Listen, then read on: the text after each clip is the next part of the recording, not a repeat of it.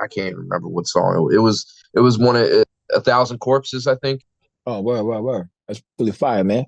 But Yeah. So look, he had the crowd going, and I was like, damn, like word. Forgive me, this y'all. You hear me? crazy. Let me. If you see me walking, looking around, trying to get robbed over here. I hope I don't have to shoot nobody on the podcast. If I do, realize it was me or them. Anyway, Well, We're luckily all I with can edit it. hell yeah, word. That's wild, Don't yo. worry, Got a Lukey. point. We'll I'll turn make off a the body special cam graphic. footage. I'll make a special Yeah. graphic for it. Word. We'll Yeah. give him the please stand by thing. Yeah, the Yeah. please stand by and But show it'll be a graphic new of one with Lukey. Lukey just shooting. And the elevator music. Yeah.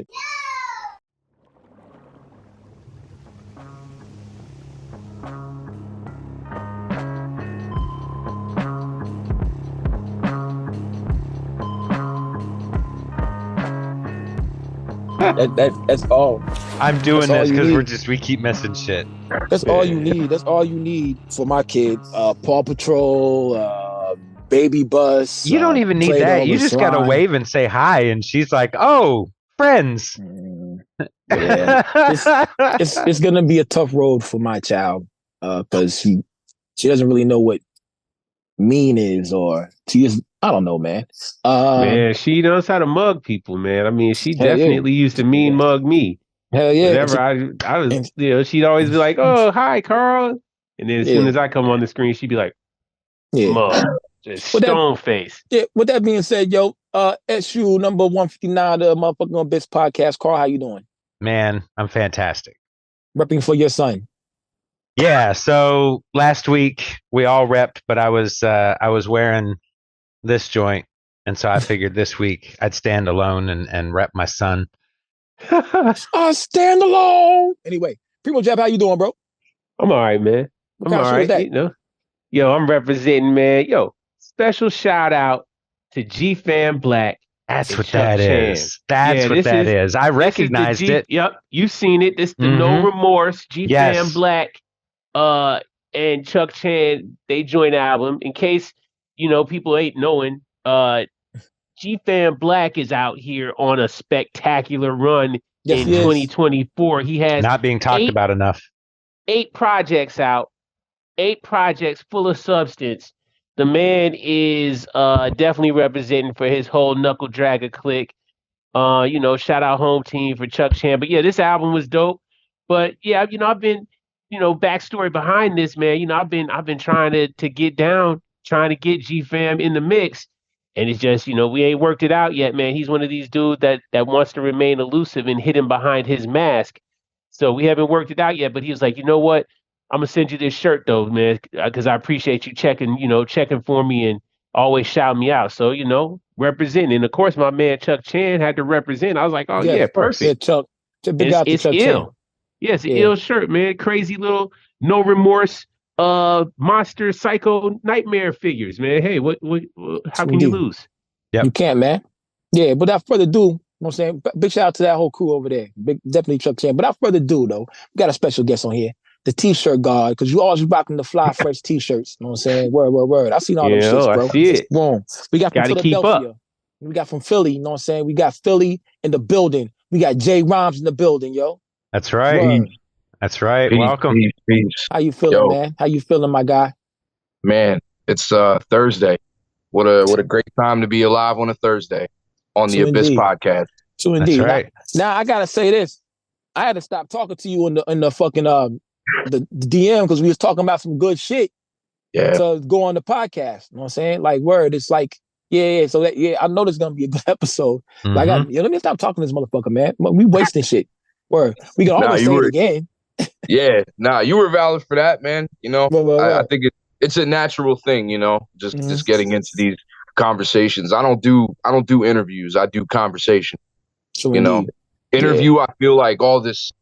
I clam up. I get nervous and shit. I'm like, what are they gonna ask?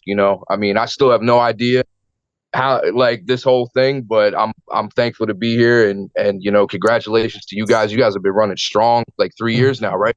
Yep. Yeah, sir. Yep. Amazing. Loving it. Amazing. Yeah, amazing run. I mean, Primo, I just want to say salute to you. Heard you first on God Bless Beats, one of his compilation records. You know, I was like, damn, this dude's fire. You know what I'm Man, I saying? appreciate that, man. Lukey, we exchanged words once some years ago over some stupid bullshit, but we here. And Carl, you're the GOAT, man. Always just bringing everything together, and yeah, man, I'm stoked to be here with everybody. So appreciate it, man.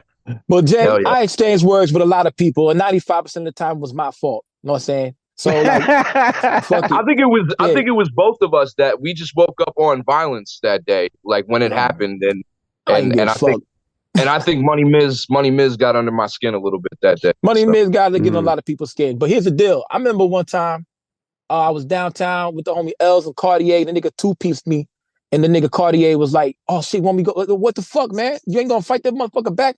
I said, no, I'm going to let him live, man. I deserve that. Because I knew it was my fault. Like I was going at him too hard. It's accountability right there. That's accountability. Let him live. Yeah. That's number one thing people don't want to hold true is accountability. Yep. It's the accountability. They out of here like the road runner. You gotta stand on your words sometimes, man. Yes, you do. But I know I'll be wrong. It's one of the quickest ways somebody can show you character. But you know what though? Is be accountable. I respect you, Lukey, because like you know shit's wrong, but you stand on principle sometimes, whether it's good or bad, and you say that shit anyway, because like, and I can respect that. That's being real. Like people don't have to like it, but that's just it. Like that's just being real. And sometimes, like, you know, I'm a wrestling guy, so I'm a big like. I love the heels and I love disruptors and people that come in and you know make things. You know, sometimes you got to stir it up. You know, and I mean, you know, hip hop is competitive. That's a part of the the culture. You know, and sometimes conversations get heated, things are said, and things happen, and it could either go really good, really bad. But at the end of the day, if it gets really bad, you know, hopefully people can just put it aside because problems they ain't worth it, man. That's a fool's game, you know. True indeed. I equate it to this right here. Like, just because we have a disagreement on agreeing everything, don't mean we can't be friends. Like that, I got a real friend's gonna tell you fuck you at the end of the day. Yeah. When you're being an asshole, you know. Yeah. So thanks. Shout out to all the real people that tell me that. So true indeed. I would never co-sign my homeboy's fuckboy behavior. Now I might tell them that shit behind closed doors, but sometimes you gotta tell them right then so they won't kill themselves. You know what I'm saying? But that's real though. Also, you know, you take into consideration, man. You know, a real friend ain't gonna put you on blast in Front Street in front of everybody. You know what I mean? You're gonna pull them to the side and be like, hey man, you fucking up. You know, like you know what though? That actually speaks to something that I used to teach people, you know, when I was a manager and shit. And it's not all feedback is good feedback. And what makes it good feedback is how you deliver it. True. So if I got a big stain on the back of my pants, I mean, you can let me know by pointing and laughing. Yeah. But you can also let me know by pulling me aside and saying, "Hey, man, you got some shit on the back of your pants. You need to duck out of here." You know what I mean? Like, there's a difference, and one of them's going to be taken completely different than the other. Yeah. It's like the friend that lets you walk around and you got stuff in your beard, or I was just about to say that broccoli in your teeth or something. I tell that to everybody I can in my life. I tell them, "Hey, you want to know a real trick to see if people really rock with you, or to determine the type of people you're around? Go up and have like a conversation with people. Be having a conversation or have to give a presentation or a performance, something like that. And then you go in the mirror and you look and you got shit all over your face. Anybody who didn't tell you had shit all over your face, they're not for those you. Ain't your people. Yep. Those ain't your people. Like I will tell somebody easily, like, hey, yo, you got a booger. You got You're looking crazy. What the fuck? Yeah, I'm not telling you to embarrass you. I'm telling you to keep you from further embarrassing yourself. Would you prefer that one momentary moment of embarrassment, or would you rather be like the laughing joke, the in joke, the running joke? Oh yeah, there goes Stevie with the shit in his teeth. Ha ha ha. What'd you have for lunch today? Why don't you smile? Fuck face. And they've been wanting motherfuckers to crash and burn for a minute, so that's why they don't say nothing, you know. That's right. They've been hating on you. But it's fun. It's fun to have these social experiments with people. And what I want to. Speaking of that, what's everybody's favorite social experiment with people? Well, personally, I like the ones that are from like Germany or Belarus or whatever, where they'll have like a really hot chick go in like a gym or something, or go into a barber shop, and then her tits bust out, and they're just like sitting there doing normal things, like their titties aren't bust out. Like those are awesome. I like those. My social experiment is like testing friendship.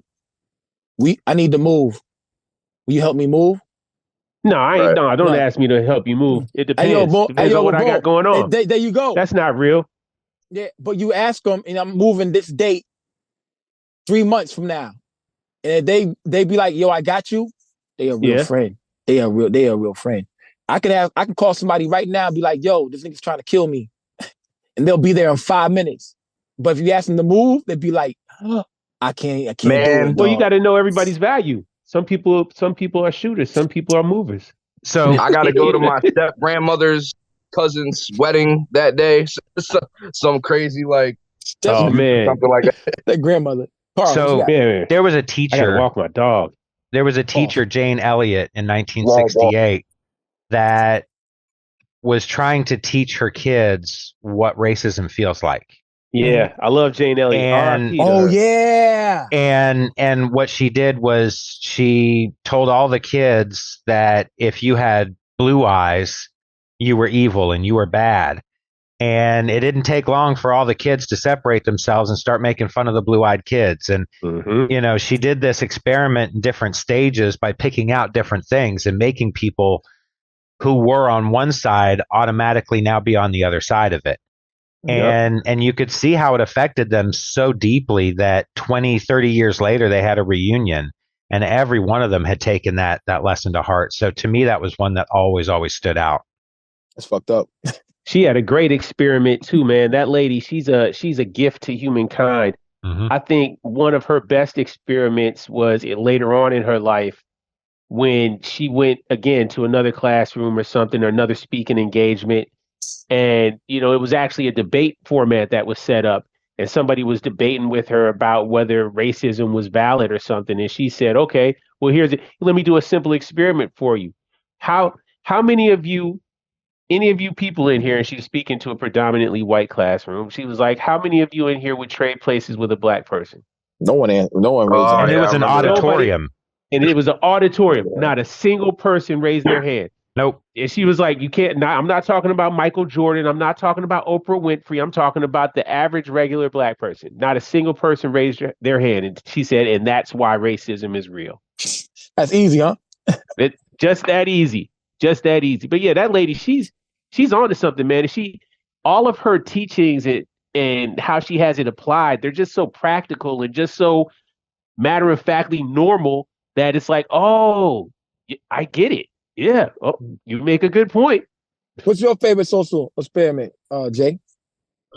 Man, I like to keep it simple, and I like to just catch people, like, honestly, and bullshit. Like, I think the best one, obviously, being that, you know, I do music. Surprise, surprise. You do? Right. Like, we'll get into that. Oh, yeah, that's right. We are talking about that. Yeah, it's like I rap. Like, whoa. But I guess it's just like, you know, finding out, like, you know, who's really, like, tapped in and, you know, and just, you know, being like, I feel like I get a lot of people that I'll be like, hey, did you watch the video?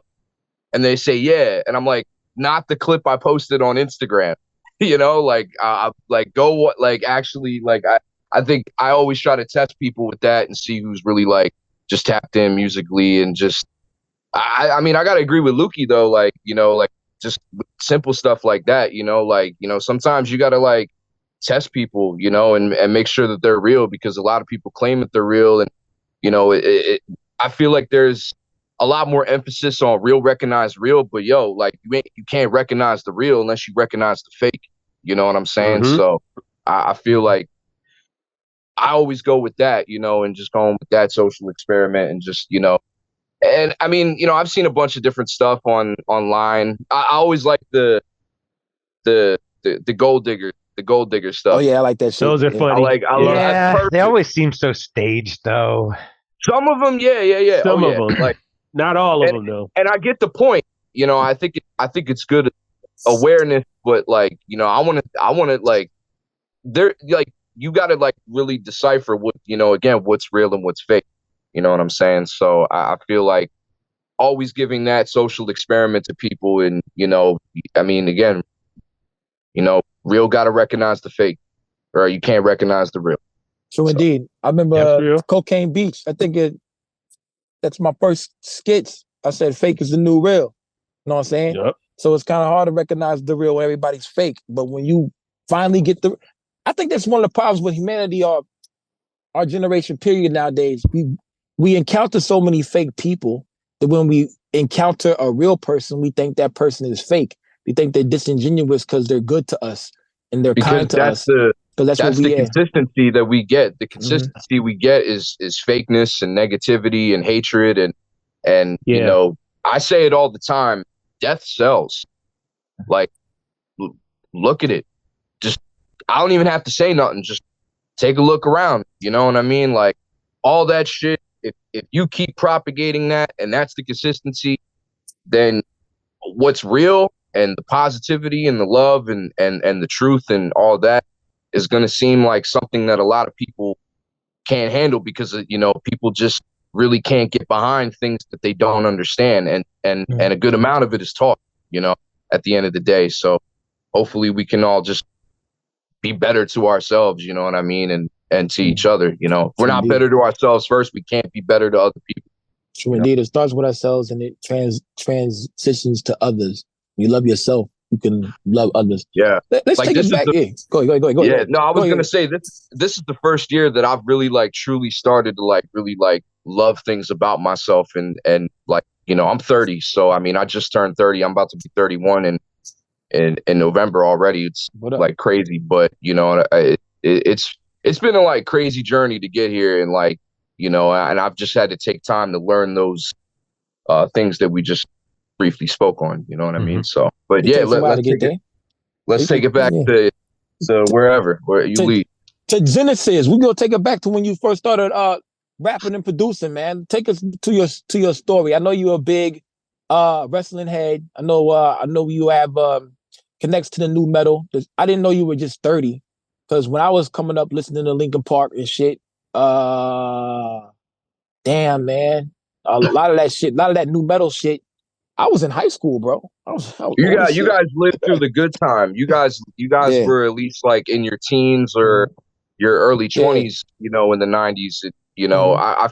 I personally I feel like Tony Soprano. Like I kind of came in at the end type of deal. Like Pause.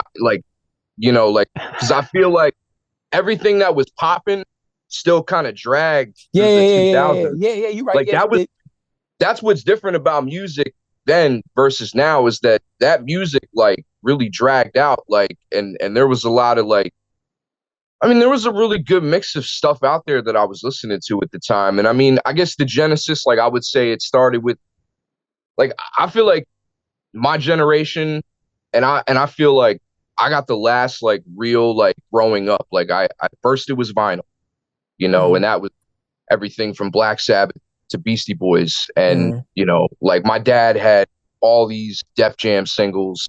So it was like LL Cool J and, you know, Run DMC. And I remember hearing like Eric B. and Rakim for the first time, like Ice-T, you know. So I was like probably at least like 6 or 7. Like he would leave and I would, you know, I slept in the same room as his turntables and all his setup. So when he was gone, I would, you know, I knew how to like put on the vinyl and everything like that. And that was really big for me. I think if I didn't grow up with physical media, I mean, like you kind of like see it in the background, like yeah.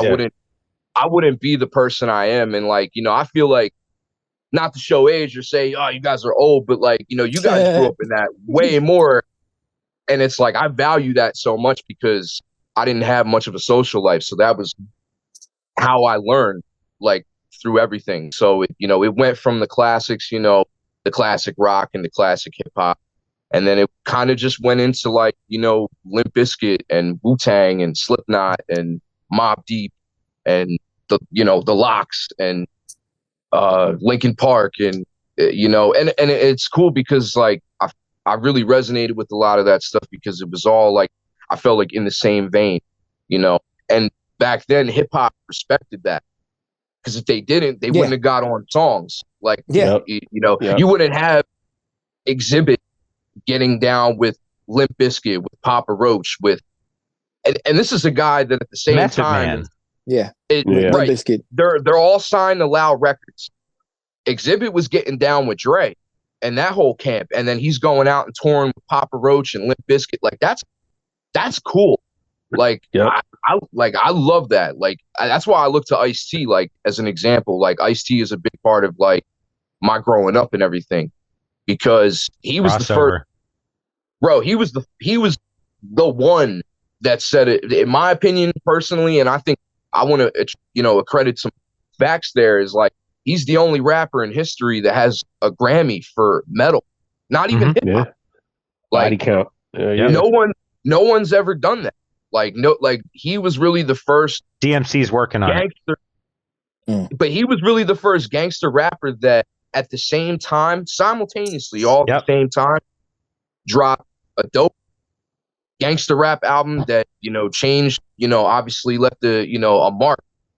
He's acting, and it's like you answer "Fuck the Police" with "Cop Killer," which isn't even a hip hop song; it's a punk rock song.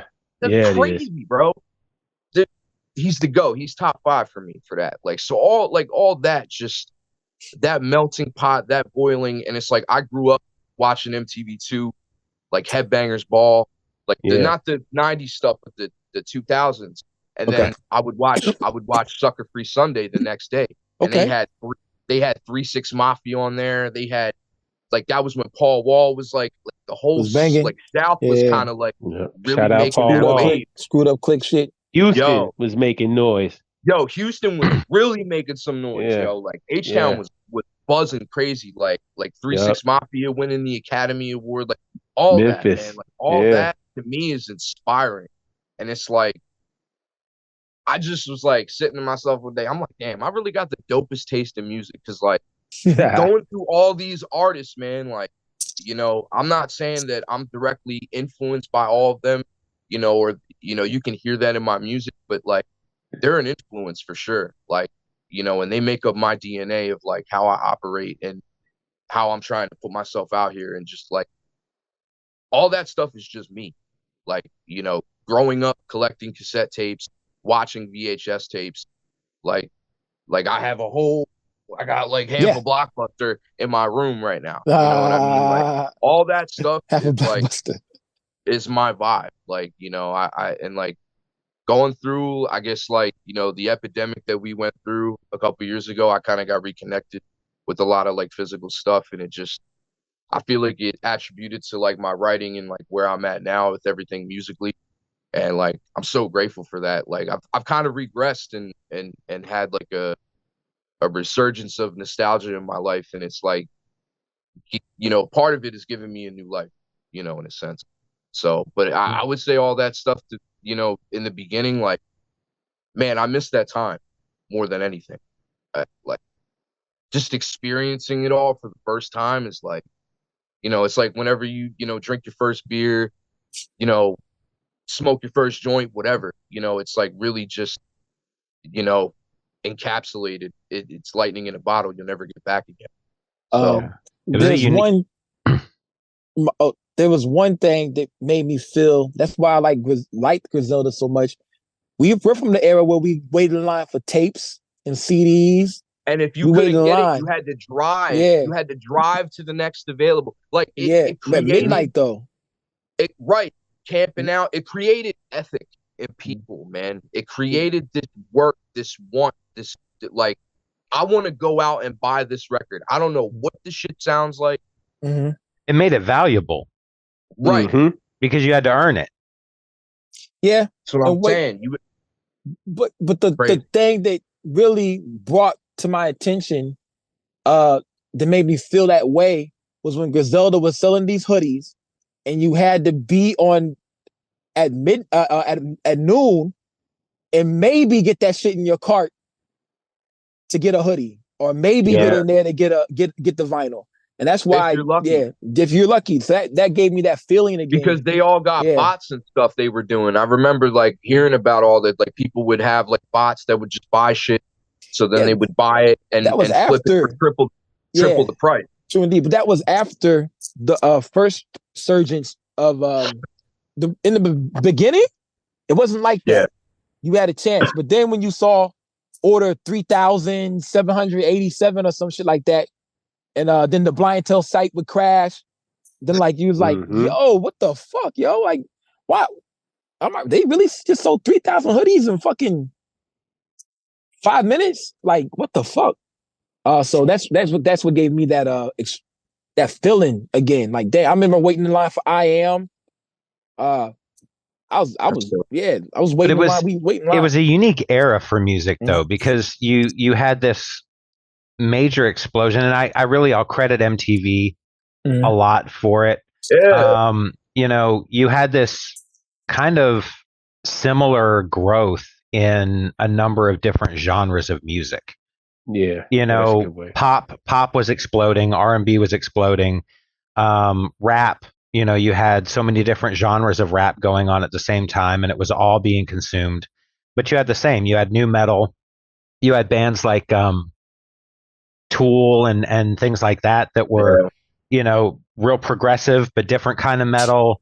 There were, I think, 8 different genres of metal that came out of the 90s. There's like triple that now. There's like way more of that now. Yeah. I feel like than there is a hip hop. Like there's a lot of. I feel like for me, hip hop was less. I feel like it was more condensed, like in smaller numbers than metal. Like metal, because I always feel like there's more instrumentation, there's more things going on. A whole lot of stuff going on. It's more intricate. You know what I'm saying? It's a lot harder.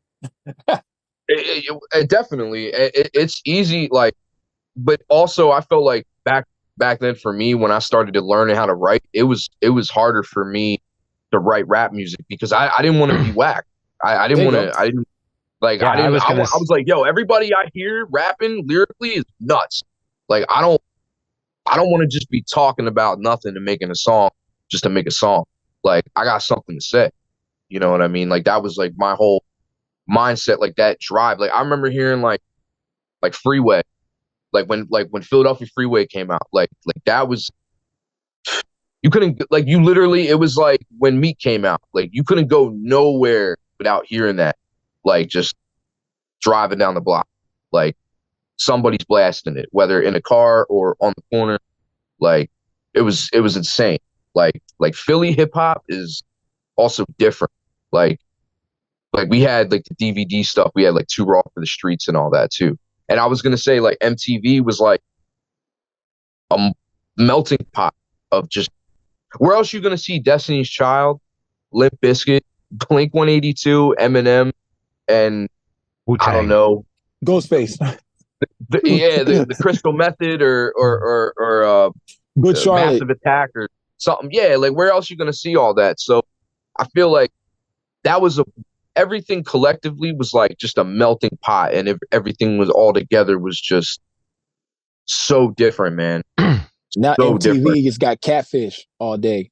No, but there were 3 programs that I think really pushed that genre to grow the way it did, and it was Headbangers Ball, it was Yo MTV Raps, and it was 120 Minutes. Oh yeah, and 120 minutes gave you all the alternative stuff, Smashing Pumpkins and you know all that. But then you had Cannibal Corpse and different shit playing on Headbangers Ball. That's my shit. Yeah, and then turn around and you'd get Mobb Deep and you know all kinds of different shit on Yo MTV Rap. So I think those 3 programs specifically really elevated the 90s to be a special decade for music. It was a melting pot time, man. It was definitely, like you said, I think it was really highlighting the fact that it was a new generation of youth coming up, right? just a new generation of thought. So all these people from, let's say, ages 12 to 24, were of all these different genres, were all kind of going to the same place to get what they wanted. And you, while you're waiting for Headbangers Ball to come on, yeah, you're catching the ass end of Yo MTV Raps. 120 minutes I think came on right before Yo MTV Raps, so you were catching that, and it all just blended together, and it created that environment. Then you had so many artists that, like you were saying, Jay, ended up going on tour with each other, and the people that were curating that were crossovers. Yeah, the people that were curating that were very special, and I think absolutely, and I think that with the 90s, like you guys lived through the 90s version, I lived through the 2000s version, which was still good. And the 90s. Yeah, I thought the 2000s version was good for me because there was a lot of like heavier bands that I found in like the 2000s and stuff that weren't around in the 90s, like, or maybe they had already formed, but they didn't break through until the 2000s and stuff like that. Yeah, well, that's the interesting 90s. thing about, like, if you look at like just 1999 to like right before the Twin Towers, you have the most unique time ever in music, period. Like, we will never, at least we won't be alive to see what it's going to be like when it hits 3,000, right? But you got to think, it's 1999. It's the turn of the century. Like, it is the turning point. Like, anybody who's anybody is going to say something. Like, there was a lot of dope albums that came out in 1999 and 2000. Trash that and came even out 2001. Too, but I don't pay attention to that. I don't feed into that. I bet you if I named some trash albums, you'd be like, "Oh yeah, absolutely. Oh yeah, absolutely." Name me a trash album. Trash albums from 1999. Shit. Let me the pull Googles out. he goes. To the Googles I go. Say, 99. Oh, I thought you were gonna say Fabulous Ghetto Fabulous. That's 2001, I think. 2002. No, I ain't gonna hate on that. When I say this album. Yeah, when I say these albums, you're gonna be like, "Oh, yep, you're right. Oh, yeah, you're right." Well, before we get to that, I'll just say this: like, with 1999, everybody who's anybody wanted to drop because, like, might get our numbers up. But then it's like 2000 hits. Now, shit's gonna start rolling, like, for real. And I mean, obviously, Limp Bizkit, Rolling was like one of the, speaking as I say, Rolling was like one of the biggest hits of the year. Yeah, you know what I mean? Like, that was a huge song or whatever. That single got over like pretty big. Like, it's still a staple. It's still a staple song. Linkin Park dropped in 2000. Like, they, like, there was a lot of, it was just kind of like the British invasion of like music that hit the US. It was kind of like we had our own invasion of just like this new wave of dope hip hop and some trash, unfortunately. Yeah. I guess we about to get into that, but they called it new metal. Like, new metal. What? But you know what? That was metal purists just hating, though, because they didn't understand. I love new metal. That's why they called it new metal. I don't care. Because it was tainted with elements hip-hop that weren't specifically quote unquote metal inspired. Crazy Town. That's my brother, man. Man, that's my brother. I didn't say it was whack. I didn't say it was whack. I didn't say nothing. Nah, I'm gonna say the groups. The groups that were like, I don't know. I didn't say it was. I don't think it's whack at all. I think it still is like a new type of. But people did hate on them. You know what I'm saying? Rest in peace, my brother. You know what I mean? But like, I mean, yeah, people definitely hated on that Butterfly song because they were Sublime sampling Red Hot Chili Peppers. I like Sublime. They back. Yeah, I mean, they playing shows again. Smash Mouth All Star came out in '99. I fucks that song too. That was on Mystery Man soundtrack, I think. Let's see. Hey, weird. They're still going too, which is weird. Sublime got the dude that he kind of rap a little bit. He sings fast. The dude's the Sublime now. It's Prodigy. the dude's son. The dude's son is the singer. So they reformed original lineup. But they have the guy that passed away. His son's now singing for them, and they sound great. You guys should look up. Yeah, definitely check out some of the live stuff. I got to give it to them. So they dropped that shit with Rome. 99. Was that 99? Yeah. Black on Both Sides came out in 99. Harlem World. Harlem World is not bad. Harlem World, the movement. I'm not talking about Mace's album. I'm talking about Mace's group. The Harlem World, the movement, that came out. I ain't gonna lie, I never heard it. Of course you didn't, but you knew it existed. Like, why would you listen? I mean, Mace's sister looks like Mace in a wig. Why would you want to listen to her album? But anyway, I digress. Keep going. I have more albums that I'll shout out. Man, let's get to the part where you started picking up the mic yourself. I know you got all these influences. We kind of got the same. I learned about metal and stuff from riding the bus. You know what I'm saying? Like, you hear it on the radio. Where were you living at? Missouri.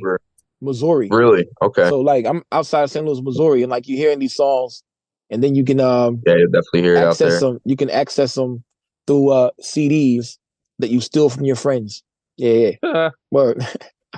I remember Farm Club back in the day too. That was very short-lived, but very, very popular music program. No Limit Top Dog came out that year. Keep going. I'm just gonna shout out albums that came out that year. But man, I guess the defining moment for me wanting to do it was just.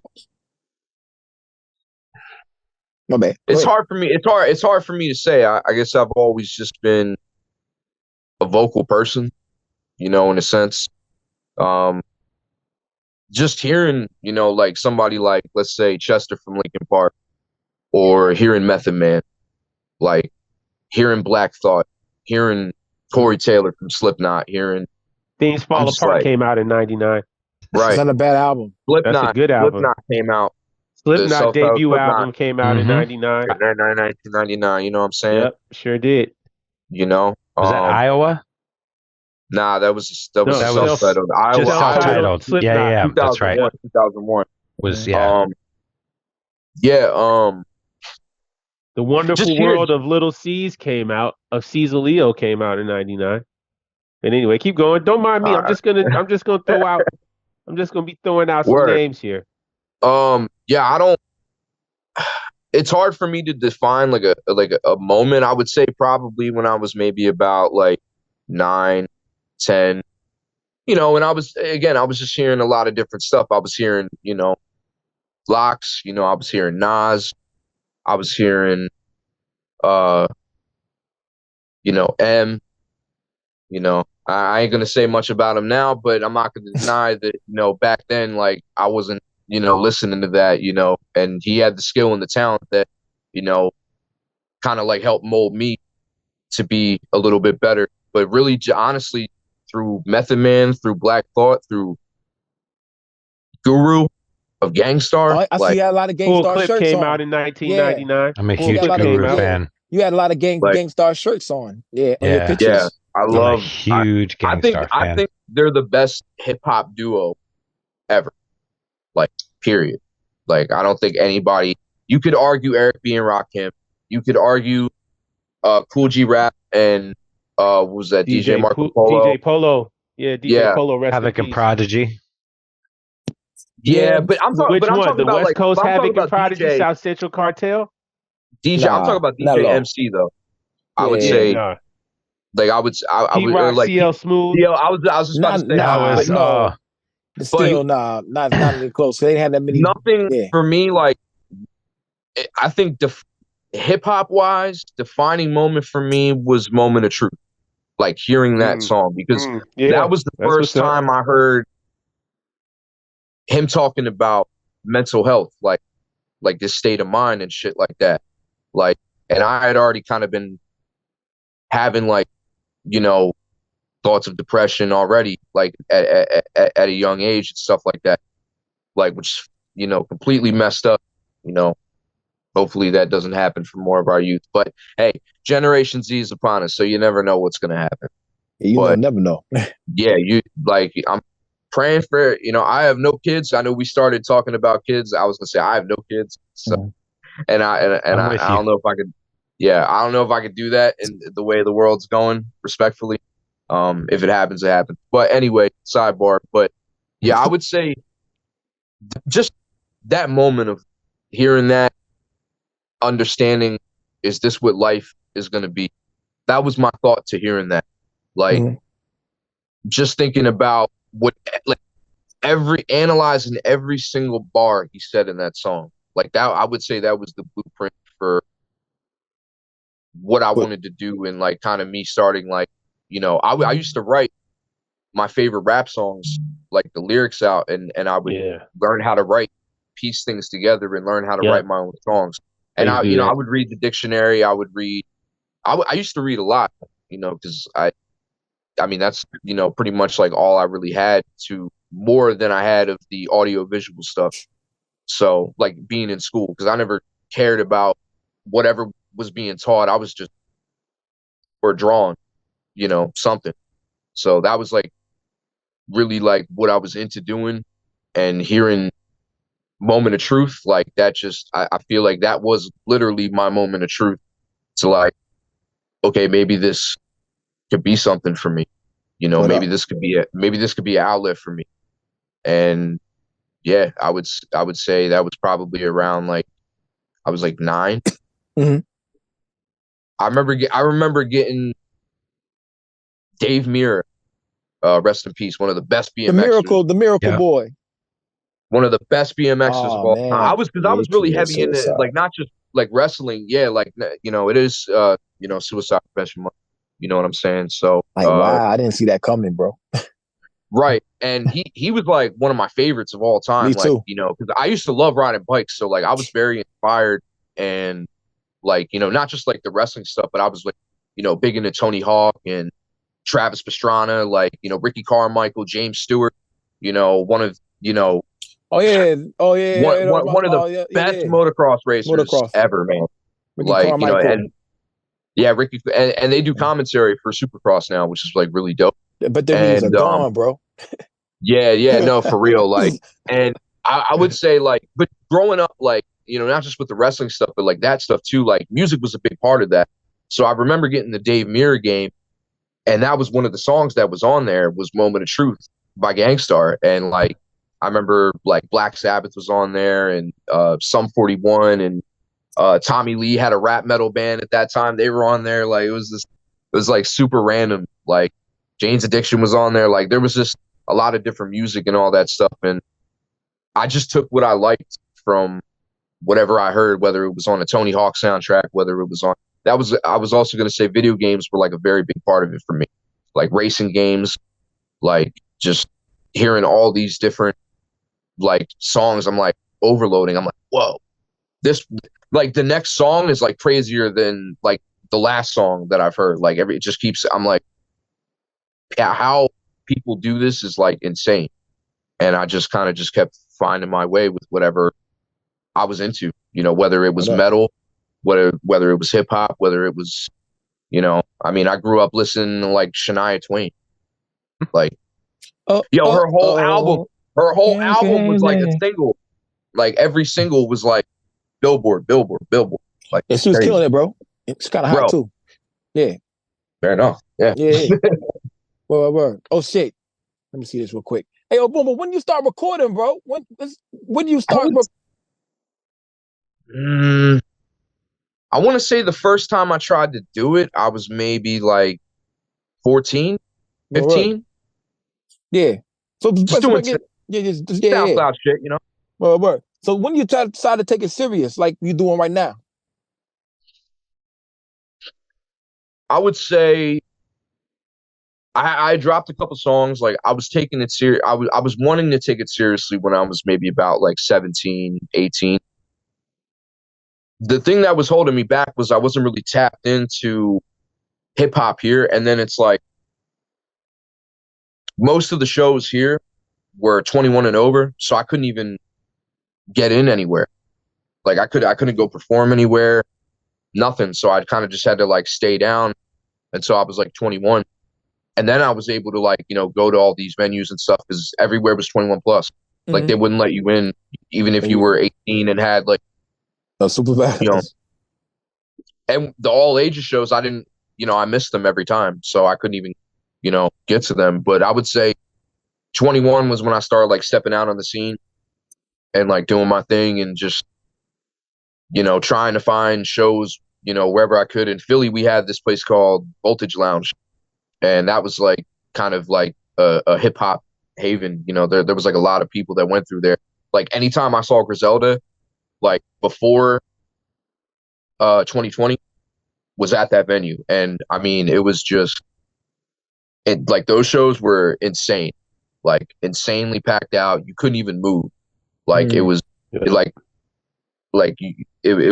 was so crazy. The people that would roll through, like just like seeing like all kinds of different people, like it was definitely and like really crazy energy. Like it was like, man, those shows, those small club shows, like they felt like I felt like like I wanted to like dive off the stage at like one of the shows. Like I remember Conway, I remember he had like a chair. He was holding a chair while he did the cow. Nah, it was God damn it, I can't even remember what song it was. It was one of 1,000 Corpses, I think. Oh, word. That's really fire, man. But yeah. So he had the crowd going, and I was like, damn, like. Forgive me, y'all. You hear me? Crazy. Let me. If you see me walking, looking around, I'm trying to get robbed over here. I hope I don't have to shoot nobody on the podcast. If I do, realize it was me or them. Anyway. Well, luckily I can edit it. Hell yeah, word. That's wild. Don't worry, Lukey. We'll I'll make a off the body special cam graphic. footage. I'll make a special graphic for it. Well. We'll give them the please stand by thing. Yeah, the please stand by. And but it'll be a new one with Lukey. Lukey just shooting. And the elevator. Yeah. Hey, yo, hold on, man. I got the gun on me. Before you dip too far past that chamber, I mean, what was the scene like as you were starting to cut your teeth, man? You say you're 30 now. This is 2024, so 4 years ago is 2020. Let's say, yeah. What was the scene like? What was the Philly scene like? Because that's where it was really active, right? I mean, y'all definitely were making noise. What was the scene like getting out there, rhyming, being on the ground level, going to those shows, seeing who was opening up, who was floating around, like what hip hop heads was around that you were bumping into? I mean, were you bumping into Kip? Who else is out there? Approach. I mean, who else were you floating and bumping into? Ralphie Reese, Guy Grams. I mean, any of these other type of Philly dudes?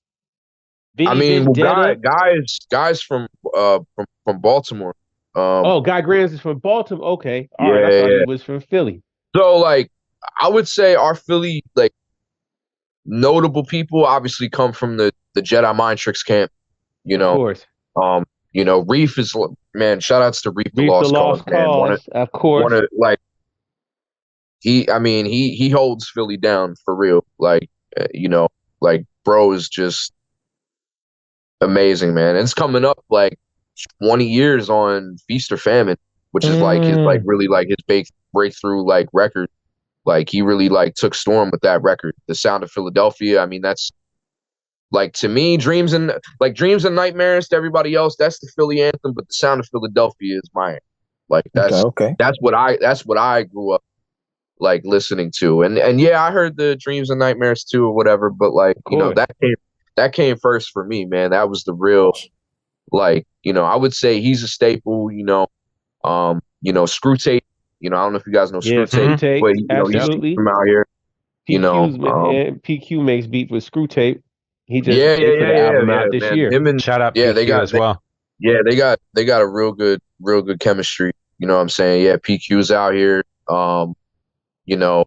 Dave was out here. I didn't meet him until like a lot of people. I feel like I met like when Crate Diggers records. That's like opened up. Yeah, man. Shout out to Bob. Because if it wasn't for him, I feel like Voltage Lounge was the meeting spot. But I feel like a lot of people that like, were making a lot more noise through, that time, like getting ready to come outside, if that was still like, if Voltage Lounge was still like a thing, I think, you know, it would have been a completely different vibe, like 100%. But because that closed down, there really wasn't, I feel like, anything out here. Like nobody was really like going outside and like, because and that's the thing about Philly is like, there's a lot of different lanes. When you were asking about me, like cutting my teeth, when I started performing was like 2015, 2016. And that was when Voltage was up until about 2019.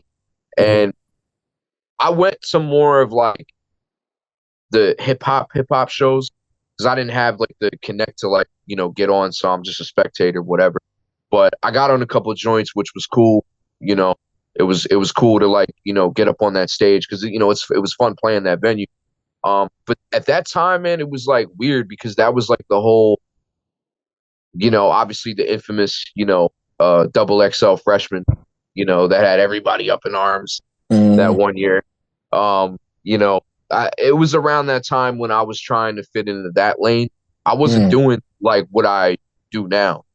Like that, like I feel like I left that like right as I turned 21 and I started getting into it, and I was like trying to do the boom bap, like hip hop sound, whatever you want to call it, and it wasn't working for me.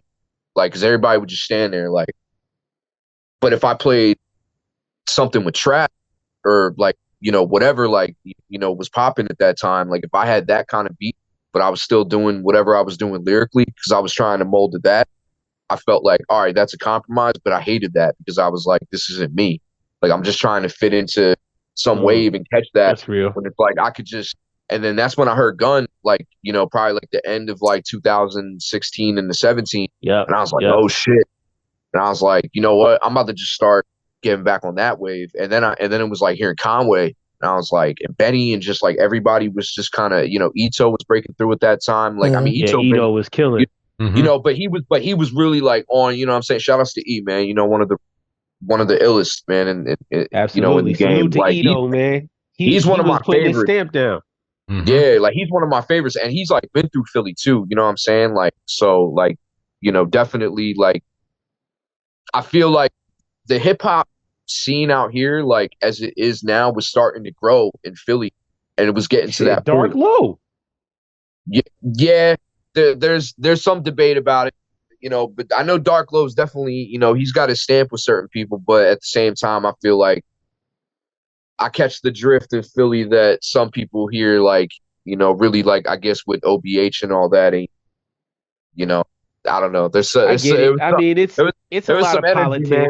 Yeah, you know, I'm sure it's a lot of politics and street shit surrounding it, but you can't deny. You can't deny Dark Low. Dark Low was that dude. Nah, Dark Low was holding it down. That joint with him and Benny was like, when I met him, he was, you know, he was real chill. He was real chill. I know I think he's from like Delaware originally, which ain't too far, but he definitely was holding it down here. Him and V Don made classic work, man. Yeah, him and Bless got some heat too. Mm-hmm. I'm not sure if I heard the stuff with Bless. I kind of like started like sometimes it just gets to be a little bit much, you know what I'm saying? But it's a lot. It's a lot. I heard your new album, and your new album is crazy, bro. Like Japocalypto. Oh yeah, shout out Japocalypto, man. It's out there, man. You appreciate you for listening, man. Excellent. Yo, that shit knocked. You know? Excellent. Like, Sonic. yo, God bless Beats, man. He don't fuck around.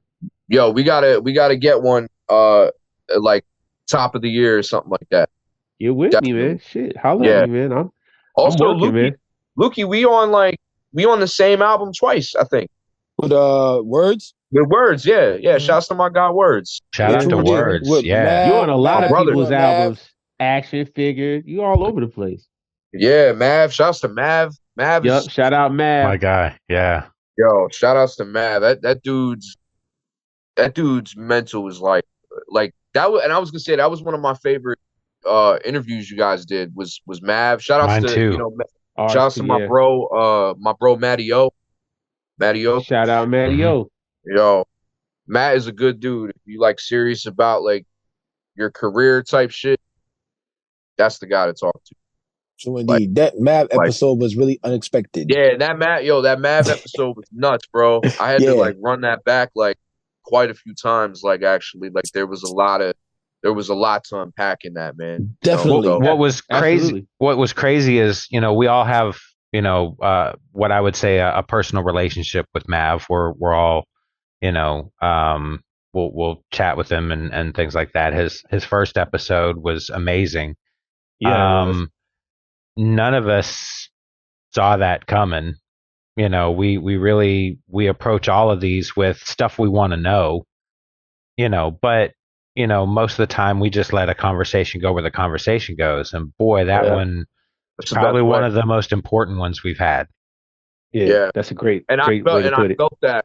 I was like, when I tuned into it, I was like, yo, I don't know why, but like just when I started hearing the way it was going, I was like, yo, it's about to be like some real and for me, like I've had to come out of my own darkness, and like, I feel like kind of like when we all had to sit out for a little bit and, kind of like regroup, like at least in Philly, I feel like when, getting back to what I was saying earlier about crate diggers, like when Bob, posted up shop, like that's when everything changed. Like Jay Royale came through there. Guy Grams, along with, with Jay, we've had Snow Goons there. We had, DMC.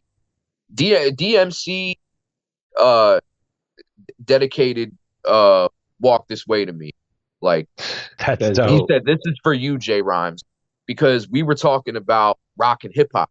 And I was like, yo, you really kind of like set the trajectory of Really did. that fusion. Like, like Yeah. DMC is, and he even has like his own like band too. I was like, so it was just, I feel like, again, shout outs to Crate Diggers. If you, get the chance, it's the best vinyl store anywhere in the world. Shout out to You Crate know, Diggers. It's a Doing good really, dude, really too. great things up And there. That's a Yeah. good dude. I think Muck be up Also there. shout outs to Rotten Island too in New York. Rotten Island is got some dope stuff. But Crate Diggers, man, that store, Bob is the most hospitable dude. He'll like literally look out for you if you need any kind of vinyl. Just hit him up. He can find it. If he can't find it, he knows somebody that can find it. Okay. Like really digging type shit. You know what I mean? So Yeah. So I've been quiet too long. I'll hear about it from Primo Jab later, I'm sure. So I'm so curious. You said you really started kind of taking the stage around 2015. I saw the clip where you got to be on stage with Fred Durst, and I want to know everything about that. But the one thing that stood out, well, there were two things that really stood out to me. One, you are a hardcore fan, and you could tell by the excitement that you displayed while you were on stage. Oh yeah. But more importantly, your stage presence was insane. Yeah, it was. Insane. You didn't flinch. It looked like you have been, rocking stadiums your whole life. Sure did. And It absolutely did. And I will tell you, being a performer, I've been on stages and I've seen tons of greats in numerous genres. That's a skill that can't be faked. It's so easy to see when it's faked. You have a natural ability on stage to just beam presence. Is that something that you just found out, or did you work on it a little bit? I mean, it's obviously a natural ability, but that doesn't necessarily mean the first time you stepped on stage you were, all over the place. Like, what was that like? Well, that's such a crazy question. Thank you, by the way. Wow. I mean, I'll say that. I'll just say this to more answer like Limp Bizkit and that vibe rather than like I guess I would say like it's just something that comes natural to me. Like I just like I don't really know how to explain it. I'm not really like you have no problem getting hype. Like I feel. I mean, I guess like I mean, because it's like I don't play. I can play a little bit of drums. You know what I mean? I don't play guitar. I've tried. It's too hard for me. But I mean, yeah, it was just a little bit too difficult. It was a bit much for me to comprehend the complexity for it. And I just felt like vocally, like I always felt more comfortable, like because I'm not a big guy or anything like that in real life, but my voice is very like I can project very loud, and it just kind of came out one day when I was jamming with some friends of mine, like back in the day, like we used to mess around, do some bands, and have fun, and and I think that's mostly where that came from, and but it just really just maybe being a passenger and watching so much stuff. And it's like if you watch it enough, like it's like I can do that. Like, like for me, like I remember when I like just as an example, like when I got my license or when I started driving, like I was driving even before I had the license. Like, it just came naturally to me. So what actually forced me to get my license was me getting pulled over for driving without a license. So like, but it just came very natural to me. And I feel like the stage was, some call it destiny, fate, manifestation. I could say all that played a part with Limp Bizkit, like, and me being able to like get on stage with them, which is, I mean, it's a once in a lifetime opportunity. It's like Crazy, How that yeah. happened? You ever seen the movie Rockstar with Mark Wahlberg? Mark Wahlberg, yeah. It's like that, but I don't replace Fred Durst because he's the GOAT. You know what I mean? So, How that happened? How did that happen? How did you end up on stage with Limp Bizkit? so it's like 4 a.m, literally surfing, trying to find a cheap ticket because all the tickets to that show were super expensive. I That was got the one Loserville close. tour, right? Yeah, dude, that tour was incredible. Like that was the one of the best shows I've ever been to. Like the opening acts were crazy. Shout out to my guy Nate No Face. That dude is the synth punk god. He makes like the craziest, awesomest music. I've never heard anything like it. That dude's a real performer. But so I get lucky. I get a ticket like kind of really close to the stage. And if you see in the video, that stage is just Huge. like for no reason at all. Like they were all the way back. And there was this like nosy Karen lady that was just letting people like sit wherever. Like there was a bunch of empty seats. I move up one. She's like, "Yeah, get back to your seat." And he's coming up. He's starting to come up because I'm like, all right, I know what time it is. Like full Nelson's like about to. So he's like coming up close. She walks up, and I'm like, "You." I slip right out, and he's like right there. And he's like, I need somebody to rock this. There's the full video. I'll have to send you guys the full video if you didn't see it. But before I got up there, but I was like, just pointing at him like, yo, I got you. What's crazy is the night before I had messaged him and I'm like, yo, I'm going to be like near front row. Pull me up for full Nelson. He's seen my message. Yeah, he's seen my message too. That's dope. He's seen my message. And we had talked before, like through Instagram, like so. When I got on stage, he was like, and we talked before, right, through social media, and I was like, yeah, and he's like, I remember you, and I was like, okay, word, that's instantly, bonkers, and then instantly, he was like, OT the Real is in the building because he loves OT, and I'm like, shout out OT.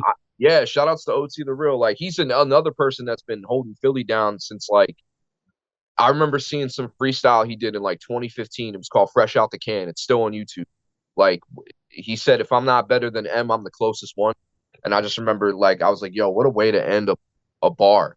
Like I was like, damn, like I was like, yo. So I mean, kind of like a full circle moment in a way, like almost like 10 years later type shit. You know what I mean? But yeah, it was, and I was like, damn, like, and he was like, oh, Philly's really in the house tonight. Cause the first thing I said when I grabbed the mic was Philly in the house. And I just heard a sea of people erupting. And I don't know if they were just erupting because or Philly was really like live in the building. It was in the building.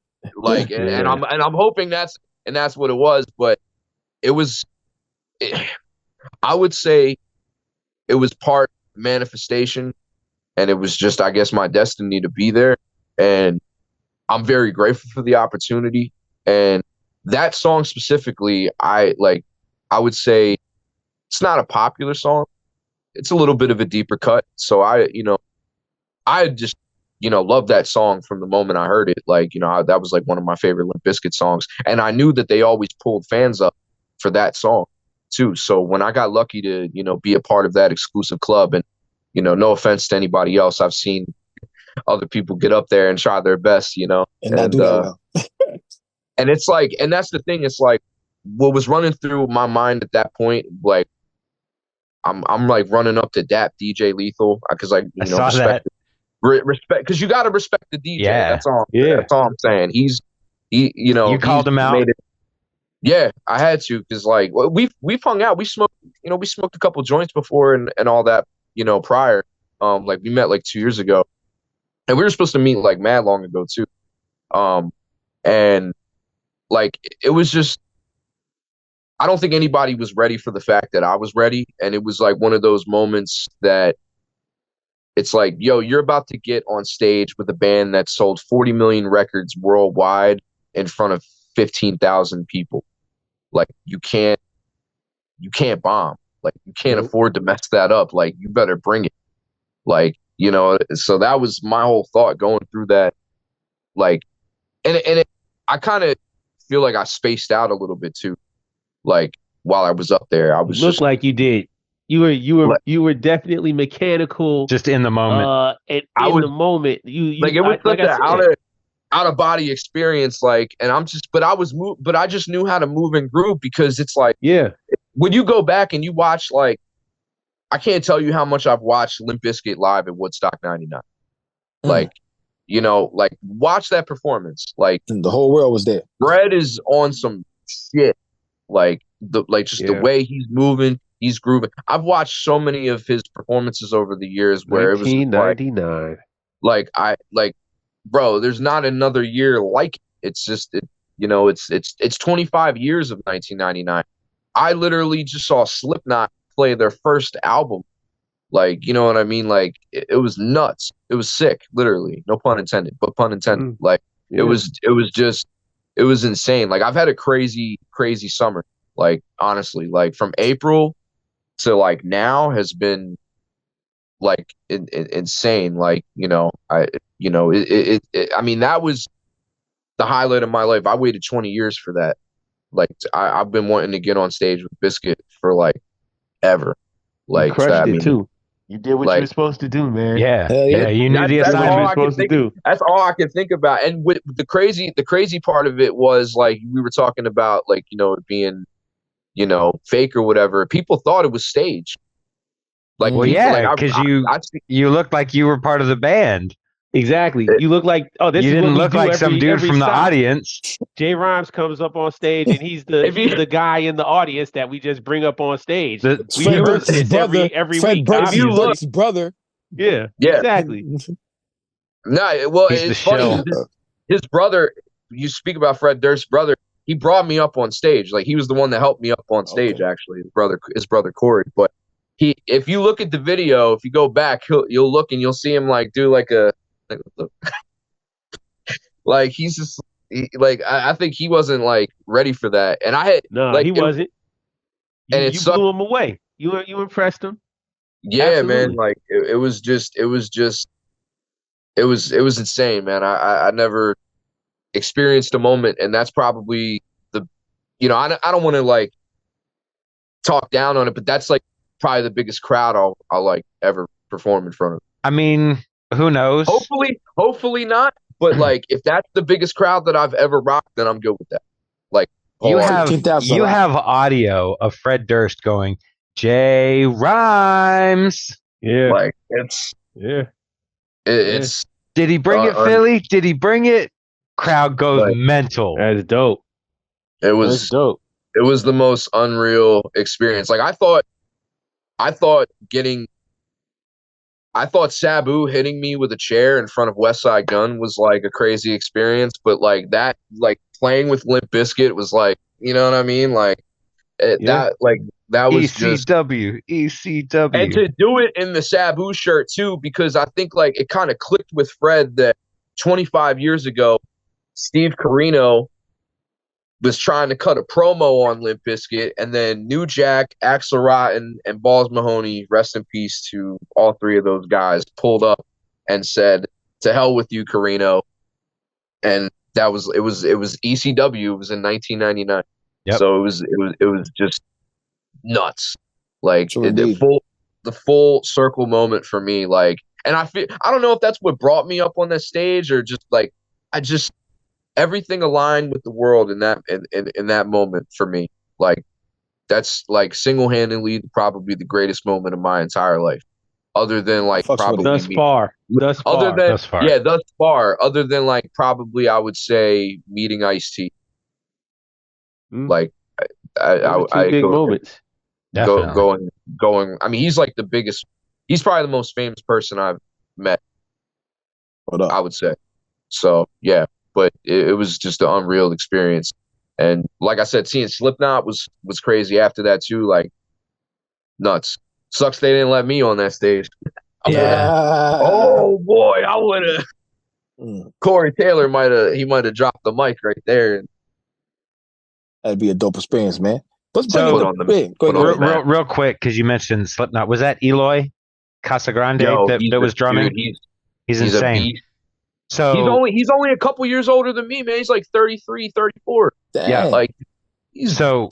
Rest in peace, Joey Jordison. I actually, I was going to a gig with my guitar player from my band, and he teaches music at this School of Rock in Gainesville, Georgia here. And the owner, Elizabeth, was walking me through, and she pulls out this cymbal bag.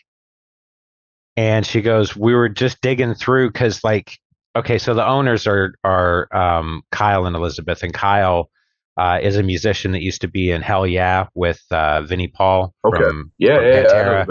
And he's currently with Kerry King from Slayer, his new project, and they just toured with Mastodon. So anyway, he's got all this memorabilia. He's got fucking Mastodon, man. Yeah. Well, Kyle is Troy's brother. Troy is the bass player, lead singer for Mastodon. And they're brothers. They both play that. Okay. So anyway, they've got this really cool rock venue out in Gainesville, and they've got a School of Rock. And I go to pick my guitar player up, and shout out Ben. And so Elizabeth pulls a cymbal bag out, and she goes, "We just found this in a bunch of stuff that we had." And on the front of it, it's got green tape with black Sharpie that says Joey Jordison. And I'm like, tell me those are the black ones. And she unzips it, and it's the full set of black Slipknot pasty cymbals, his whole fucking set, the China Crash, all of it. I'm like, this has got to be like in like Rock and Roll Hall of Fame or something. Like, that's crazy. Maybe it's better that it stays there hidden in the cut so nobody knows where the fuck it is. I don't know. I think people need to see that. They at least need to build like a really cool display case for them or something. Yeah, they gotta. I'm gonna break in at night and take them. I was thinking the story was gonna end. I might catch that flight with them giving them to you or something. Pick yourself. I'm Italian. Yo, I don't want anything except for that bag. Give me that bag there. It'll be like the Tenacious D version of like Joey Jordison cymbals though, or something like that. Yeah. It'll be something nuts like that. But really quick, so I have a question for you. I know there's questions for me, but I have a question for you, Carl. Tell me about your band, because you haven't spoken. Have you spoken about it on the podcast recently? Or just mentioned that I've started a new project. I was gonna say I don't think I've heard anything in depth. I don't want to get you spill the beans too much. But no, actually, we've already booked our first show. So I will start by saying that my wife E and I were in a heavy metal band for probably close to 14 years, and we had been out of music for about 4 or 5, and really just was itching. And we both get a lot of therapy out of playing and practicing and all that stuff. So we kind of needed something to focus on and start. We just ran into Ben. He was doing an acoustic set of 90s alternative covers at that rock venue in Gainesville. And, so I just approached him after and asked if he was in a band, and he said no. And I showed him some of our old music and told him we were looking to start a band. And he came back like 5 minutes later and was like, all right, so when's our first practice? And I'm like, well, I guess I got to find some other people. So the bass player from my old band, Mike, aka Chucky, is actually a guitar player and lead singer, and he's in like 6 other bands. And I wasn't sure if he was going to be available. And I called him. That's all it ever is, bro. It's like it's either there's like no good people, and if there is, they're in like 7 other bands, and it's just like he's an amazing. Can you please commit to this one more band? Yeah, he's an amazing writer. He's an amazing vocalist and sick guitar and bass player. That bass is beautiful too. Yeah, and so I called him up and I was like, I hate to ask you this because you're in so many projects, and he's like, when do we start? I'm like, okay. And then I hit Zach up, and Zach and I played in a band called Dead Rights. I was a fill-in drummer for them for a couple of years, and asked him, and he had been begging to play music with us, and he was down. So we started, and I mean, it's the fastest I've ever seen a band progress writing wise. It's meant to happen, bro. We just got in and just instantly just started cranking out really good music. And I think we've got 12 songs. 3 of them we're kind of working the endings out. Got another 4 of them that we started writing. Musically, if you could pinpoint like where you guys are at, like that's the crazy part. That's the crazy part. So, when we were booking our first show, the booker asked, well, what type of metal are you? And I'm like, I wouldn't even know what to call it. It's kind of got some elements of groove. It's got elements of thrash. It's got elements of death metal. It's got elements of progressive metal. We all of us have very similar influences from 90s influenced grunge and metal. I was gonna say Sepultura just comes to mind. Sepultura, as you say, like all the, because that's like, I feel like they're like all that, because you mentioned Eloy too, so it's like, yeah, you know what I mean. But vocally, Erica sings as well as she growls and screams, so she's really versatile. Mm-hmm. And so that adds a really kind of unique element to what we do. And female vocalists are becoming really popular, especially ones that do the heavy, the growling and the barking and stuff like that. But not a lot of them can combine and do the singing as well. Yeah, they were definitely on that early. It was like Kitty was like the first like female fronted Archangel. And Human Waste Project too. Was another one, and then it was like OTEP, and then Arch Enemy, and like Lacuna Coil, and Lacuna all Coil, that. definitely.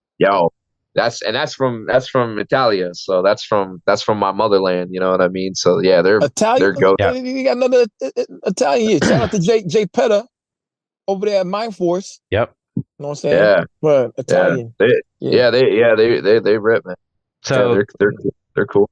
The band name is Bomb Mars now, and the merch looks. By the way, spoiler.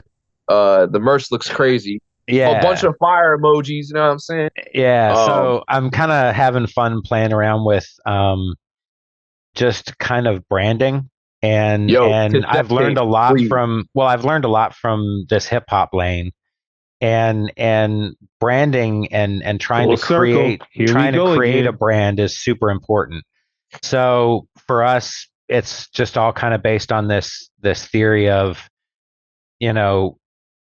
Mars is being prepped because the rich people are fucking this country up or this planet up, right? And what they're going to do is use Mars to escape. Well, none of us are going to get to go. But if we bomb Mars now, You got to stay. They might have to focus and fix this shit. So with that, like the posts that I'm making and shit are like, here only to destroy Mars, and different shit. And so like one of the t-shirts just says "fuck Mars" on it, and it's got the space invaders. That shit's dope.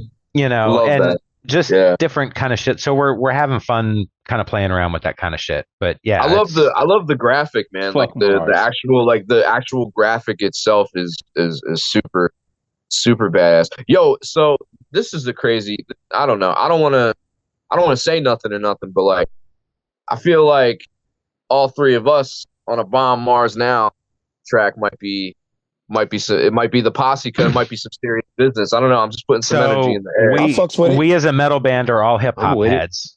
So we've already had a conversation that we're going to specifically write some songs that have featurable spots that we can include. And Lukey was actually one of the first ones that was mentioned. There's one song in particular. I'm 100% with it. But I definitely want a Lukey skit on our first album as well. I want you starting out and just talking shit about Mars. Anything you want. That'd be insane. Why just fucking like roast Mars. You know what I mean? Fuck As if Mars, it was a person. Man. Fuck Mars. Mars can suck a dick. Just go in. And Matt Damon, you ain't even going there, so don't even think about it. Exactly. Yeah. Just go crazy. So anyway. But thank you for asking about it. I try not to go in there. I try not to talk about that shit, because that's not what the platform's necessarily for. But thank you for asking. That's really cool. I want to. You know what I'm saying? I feel like it's worthy of the Abyss podcast content. Absolutely, 100%. At least on this one. You know what I'm saying? On our interview here, or our conversation. Excuse me. It's relevant. It's relevant to the conversation, man. I told him, I was like, cross ties. We're gonna talk. I was like, we're gonna talk about it. You know what I mean? Did say that. And thank you to Lukey and JC for coming out to practice. That was really cool. I heard about 6 good songs, so she wanted to go jump. You know what I'm saying? She's 3, so yeah, it was really amazing. It made me realize how hard it is. If you got any demos, man, send me some stuff. And it's funny because I was like, man, I feel like if you wrote like, if you ever listened to like Soulfly's second album, that rap cipher track, it was I think it was like In Memory Of or something like that. Like if you wrote something on that, me and Primo would destroy like something. Check that track out, Primo. It's a good, I figured you like Soulfly, because I'm like a big, like, that's like my favorite album from them is that album, Back to the Primitive. My bad. But Max. Yeah, man. Lukey, you should just be in the band and just talk shit. With a megaphone. You give him the Cottonmouth King street treatment, where he's the tax man, and he just gets a bullhorn and just starts yelling at people and shit. I'm supposed to go down to is it called Fire Festival in Tampa? I'm supposed to be on stage with Jay Petter and them for the Pillars of Ivory. Metal. Oh yeah. Fucking nah, it's not Pillars of Ivory. They was gonna go to Vegas do that, but I missed that shit. But I think I have that record actually. Pillars of Ivory. I don't. Yeah, Triple B. Triple B put that out. I know you're on there for sure. Mm-hmm. I'm on all three of them shits. Leviticus, Deuteronomy, and all them shits. Deuteronomy. I said doo-doo. Hey, fucking sure. Yeah, so, yeah. I'm a growing young boy. Yeah, but the whole that's why I like that group, because they do the crossover metal, which you said there was like 8 different metals. Yeah, you ever listen to Cold World? No. Oh, dude, there's a song that they have with Sean Price that is called How the Gods. Probably have listened to it then. I probably have listened to it then. So I have listened to the metal shits with Sean Price. Oh, what y'all don't know, bro. I think Gridiron got a song coming out with Daniel Son, Primo Jab, and not Daniel Son, not Primo Jab. Pro Dillinger. And I think Diamond on that shit. Yeah, Primo Jab's like, I did what? Yeah. So these lanes, I know I be going off the party water. I usually remember shit. Shout out White Claw. Yeah. I don't. Ain't no laws with the Sponsor the claws, baby. podcast. But boom, Jay, what we got coming up with you with music, man? What we got coming out next? I know you heavy on the wrestling. You know what I'm saying? Word, and then you working with action figure and Being other people's. Sabu's manager and shit. That's Yeah. epic, Word. legendary. That's dope. You know what I'm saying? I'm just filling in. I'm filling in for Uncle Fonzie right now. So Uncle Fonzie, yo. you know what I'm saying?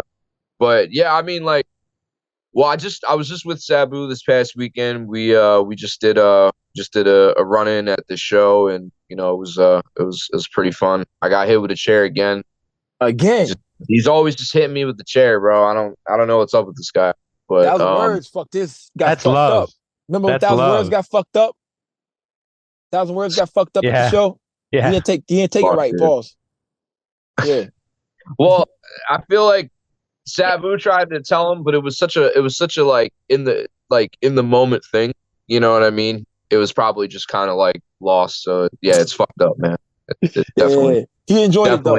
Oh, he had the chair. No, and he I'm got to keep the happy. chair. Like I'm happy. Like honestly, I was like he really like came in clutch with that like earlier this year. So like yeah, shouts to 1,000 Words, man. You know, good dude. You know, he's about it. Sabu signed the chair, and he kept the chair.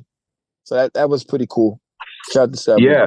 Hell yeah. Yeah. Shout outs to Tom from the TLA. That was originally his chair, but I took it and I ruined it. and now it's 1,000 Words chair. So that's what's up, man.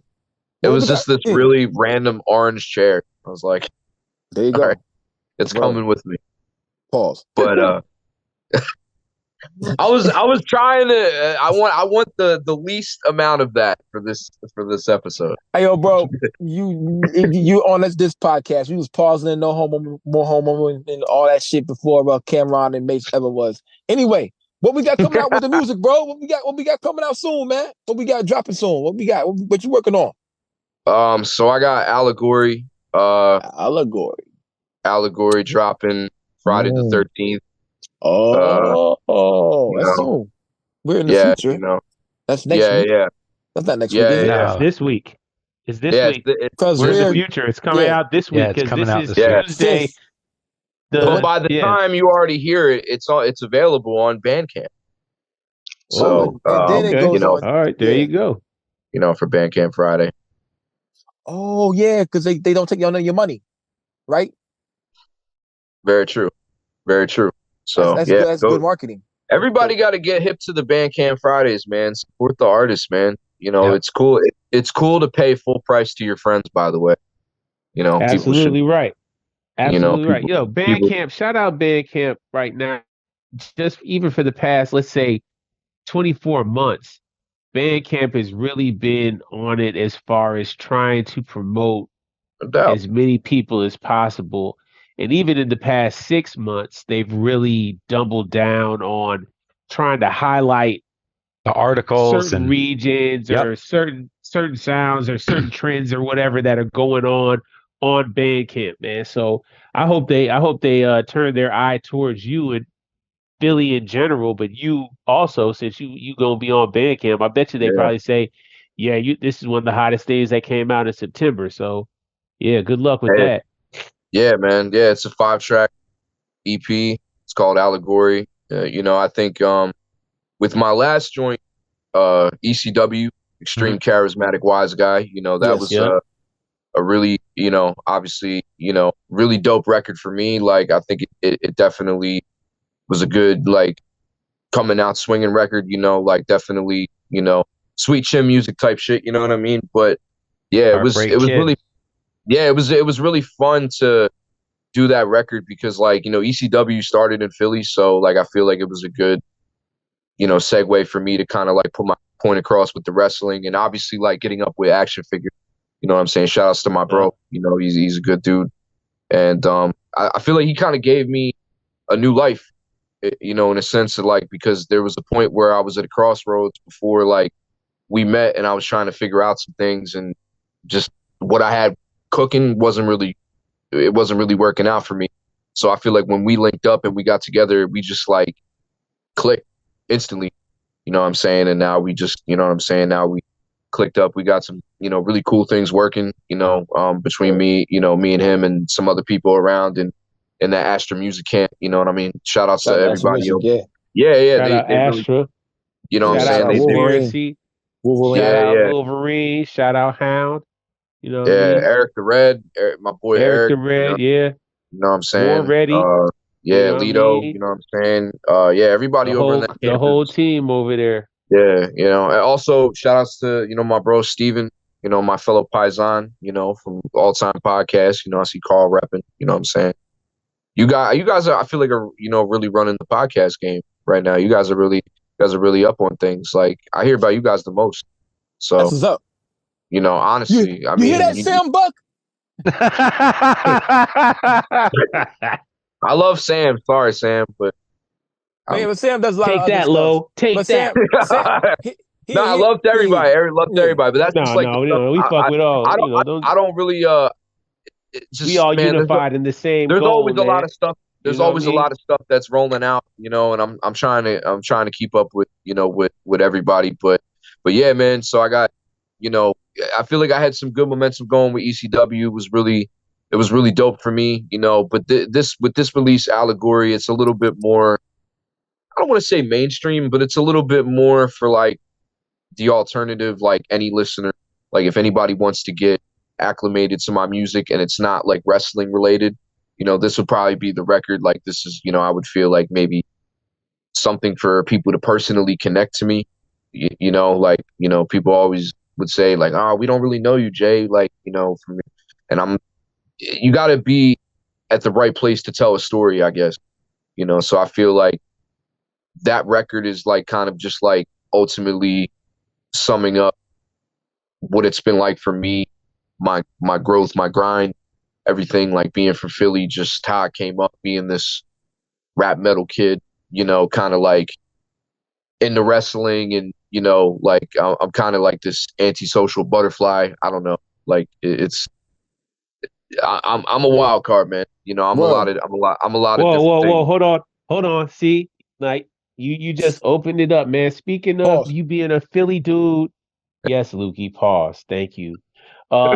Speaking of you being a pure Philly dude and having this Philly essence, has anybody ever said that you look like Charlie from Always Sunny in Philadelphia? Charlie Day. No. Sir. Sir. There's some elements. I can kind of see it a little bit. You definitely have Charlie-esque essence to you. Shout out Always Sunny. Dragon Eagle. Do you drink I'm gonna be real. Watch out for the night, man. I don't even watch that show. It's hilarious. Missing out. It's hilarious. They're the worst people ever. Watch that ever. show and get back with me. Send me a text once you've watched it and say, I love that fuck show. You. Just say, hey man. I'm gonna Milk, steak and rewatch jelly beans. I'm gonna rewatch The Sopranos before anything. So. Jay, I watch The Sopranos pretty much every day. Jay, don't feel bad. I watch a little clip on YouTube. I watch various clips, whether it's like the Furio Ginta story or whether it's the Polly Walner story. Give me $1,000. Yeah, give me $1,000. What? We already got Tony Straight. Hey, shut your mouth. Been very also. You talking I shit say, to me? I've been very lucky on that too. I've been very lucky to be around in the Sopranos camp as well. So shout outs to everybody over that I've like met in that camp in that world. Like that's been like wild, I mean, if you look shout out Johnny Sack. Yo, Vince Curatola, that's my man. That's my man. He a good dude. Vince Curatola is a real stand-up guy, man. Like that's he was I got a chance to work with him back in like 21 at Mob Movie Con. They had it in Atlantic City. Where else? Where else? Right down the road. Right. It was down a the meeting. Freeway. It was a convention of the wise guys. You know what I mean? But yeah, no, it was really dope to I've worked with like Robert Finero, who played one of the guys in Ralphie's crew. Gene, Mm-hmm. he was the guy. Oh, he was Gene. Only. Yeah, yeah. I've worked with Robert Finero. He's awesome, man. He's a real good dude. Yeah, he's super cool, man. Yeah. No. Okay, hold on. Hold on, no. Now you've opened it up again. Oh, Pause. I mean, shit. You know, you talking about you taking trips down to AC. You know, you going to the con and everything. I mean, you a South Philly guy. I mean, where you at, man? I mean, obviously you in a town that's juiced up. Where were you Uh-oh. when the Uh-oh. Where were you when the Chicken Man got blew up? oh man. It's crazy because I went to AC like more times this year than anything. We're like, I love AC, man. AC is the I shit. don't love it. I mean, like, Yeah, you must I you love must the you must reason. play around out there. That's why you don't love it. Nah. Well, the first time I went there was like I hadn't been there in a while. Was the mob movie con, and then I went to see Limp Bizkit. Uh, I think around like it was like maybe it was like the next year after that. In 22. That's when everybody started coming outside again and everything. Yeah. But this year I went because Sabu was there. I saw SWV there. Oh Um, wow, that's cool. Yeah, I yeah. see pictures with SWB on your page. Oh, dude, it was incredible. It Was was Eddie that George them. there? What? Who? Eddie George? No. I said so. I was like, man, y'all come back to Philly because he's a Philly guy, man. Hmm. So yeah, I love Fucking to right. respect to Eddie George, man. One of the greatest running backs of all time, Oh, man. Yo, for amazing. real. Especially in Yeah. I college. mean, my favorite football player is Brian Dawkins. So Woo! I would I would You a real one. Hey yo, that, I got a crazy I go story about AC before you go too far. So this please. one time, my brother Mega, he used to live out in Philly. He used to live out in Conshohocken. And But that's not Philly though. I don't want to I hear know that. that's not I'm I t- know I'm it's not not no, I'm not, Philly. I'm saying it for the record here. I know, we Anybody out know. here that's trying to Look, claim the county, that's trying to stop it. You're not from Philly. Just stop it. Just hey, claim where you're from and just first of knock all, that we shit from off. Chicago. That's all. We from Chicago. He was living in Conchi for work. All right, we not go.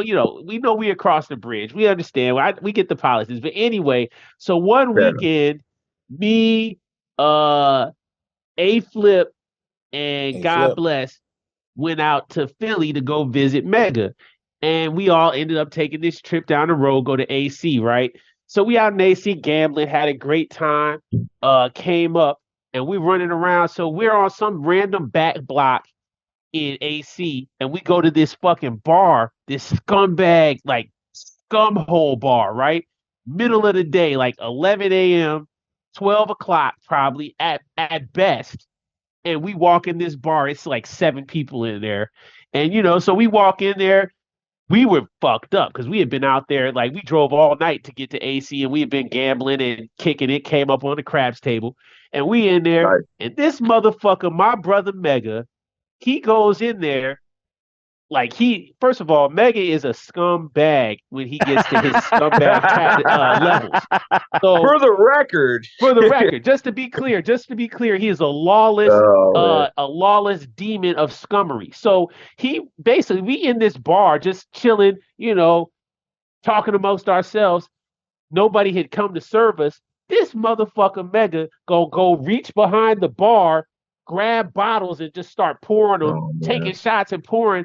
This this motherfucker comes, like the bar establishment owner comes and says, "Yo, hey, yo," in the biggest motherfucking South Jersey Italian Guido ass voice says, "Hey, yo, what the fuck are you doing?"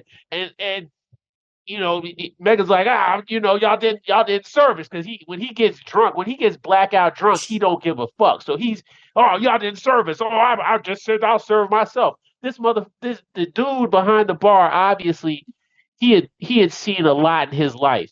He looked at Megan. He said, "Hey man, you don't do that in people's houses. I don't come in your house and do that.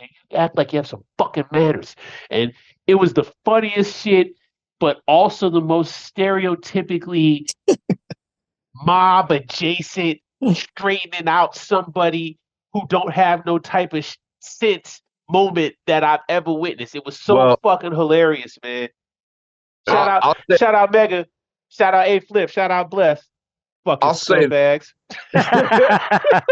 well, you know what? I'll add to that and say you're lucky that it was only that because I don't know if you Exactly, remember. exactly, I don't know if you exact. That's remember. what we told him. That's what we told him. I don't know if you remember a movie by the name of A Bronx Tale. Of Yep. course. Now Yes. you can't leave.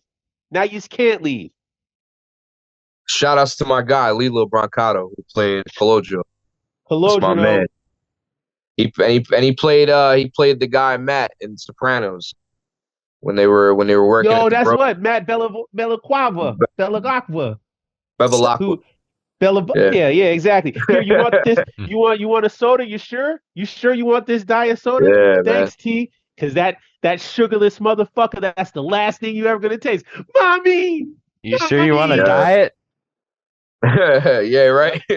Epic moment. Yo, Yep. shout outs to my guy Lilo. We're man. with you now. The fuck out of here. That's some You're wild not with shit. us. That's some wild shit. Yo, like Work. for real, man. Sopranos has been is I guess another like, you know, It's one of the greatest TV shows ever adjacent. invented. Yeah. I mean, wholeheartedly, without a doubt. I mean, 100%. Absolutely. And it's adjacent. It's adjacent to me too, and like what I'm into, and like, you know, kind of. You know, I wouldn't say it's like necessarily like, you know, everything I talk about, but you know, it's just, you know, it's it's an Italian thing. You know what I mean? True indeed. Got you. You know what I'm saying? Shout out Peace to to all my Paisan, man. paisans out there. That's what I'm about to Maze say. Shout overlay. them out. You know what I'm saying? That's Yeah, what's up, man. man. Shout out Maze. Yeah, Before man. we- Chubbs. Shout out to Everybody, all the man. It's Italians been out there. Shout out to 128 you. hours. Oh yeah, it has. But anyway, it's been longer than that. Anyway, boom, Carl, what we got, man? All right, so I know we've been on here a minute, and we're getting ready to wrap up. I've been looking forward to this conversation because you know we've been kind of chatting on Instagram, and Yeah, man. you know, so many of those kind of similar influences growing up. Yeah. Even though I'm 2 decades ahead of you, Lucky mother. but well, I don't know, it's a gift and a curse, really. For that reason, yeah, it's, you know what I mean. You live through the best time in music. Hey, you man. know, you were able to do a little bit more, experience a little bit more. But I'm glad I got to experience what I got. You know what I'm saying? It made me who I am. So. Yeah, but you know, I will tell you, you know, one of the reasons that I was really looking forward to having you on was because of, you know, what you've been doing. The ECW record was great, but you know, seeing you on stage, and I mentioned it earlier, the presence that you have, it really showed the love that you have for music.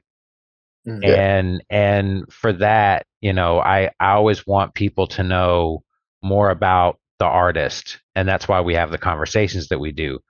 And your love of music is infectious. So I just hope you never ever drop that. I know you know, multifaceted, and you're always doing a lot of other stuff, but you know, just keep that amazing passion for music. Definitely, man.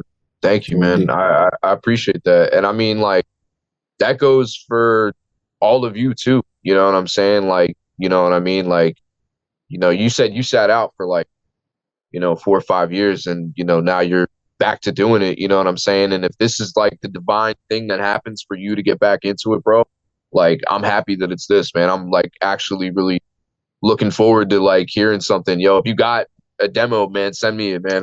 Yeah, we're I'm working like on eager. recordings. I'll definitely Word. share. Yeah. Oh yeah. Hell yeah, fire. man.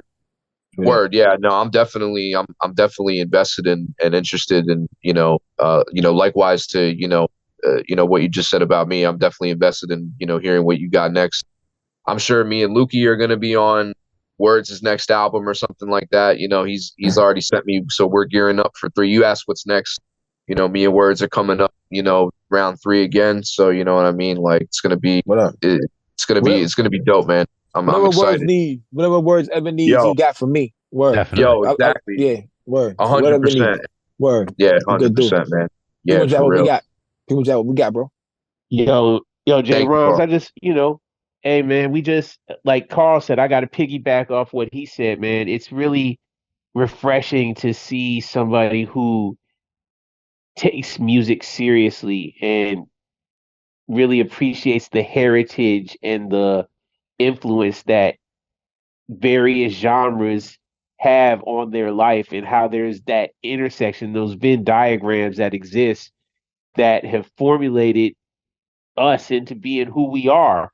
And for you being 30, I mean, You know a lot. Your energy, again, like Carl said, is it's so infectious, and it's pure dope.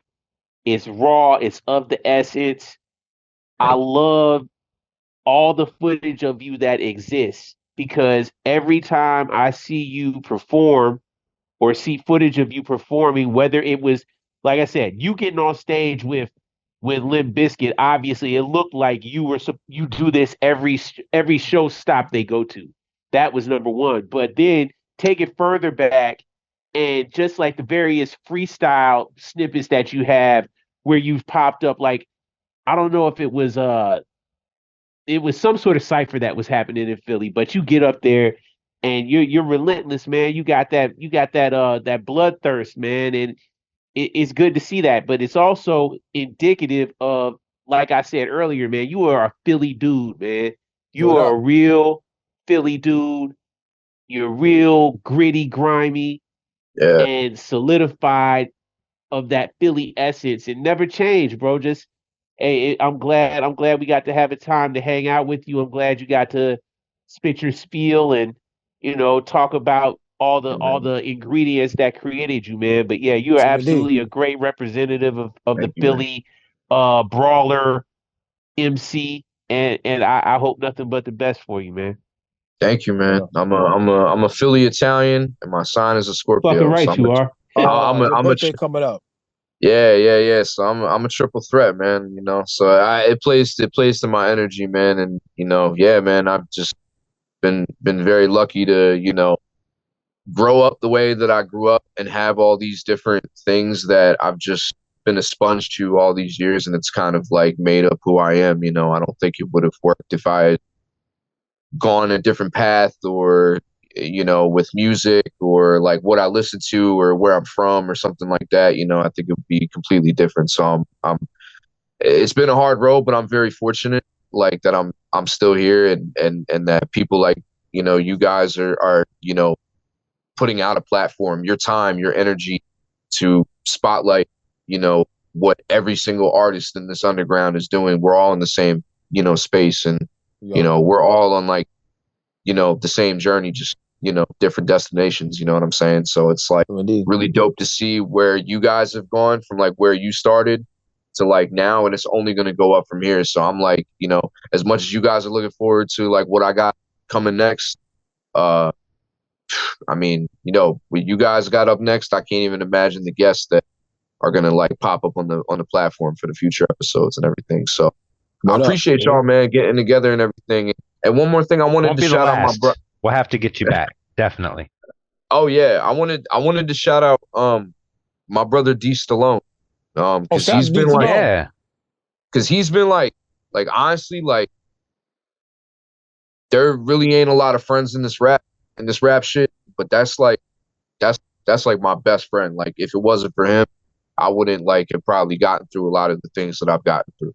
So like yeah, I gotta show love to him and everything like that. You know what I'm saying? So you know Definitely. he, he's Indeed. he's on the way soon with his next release too. So spoiler, but This is up.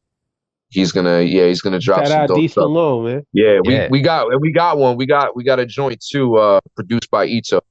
So that's gonna Oh, that's be what's up, yo. Nice. Full yeah. circle. So Yep. Yeah. Ito little ain't going spoiler. nowhere, everybody. Nah, Yeah, not at Ito look, all. is a He a staple out staple, here, man. definitely is, yo. Yep. Ito ain't yeah, going like all that nowhere. other, yeah, Working. that dude is here, man. He's been here. Yeah, man. Yo, so shout outs to E, shout outs to D Stallone. You know what I'm saying, my brother.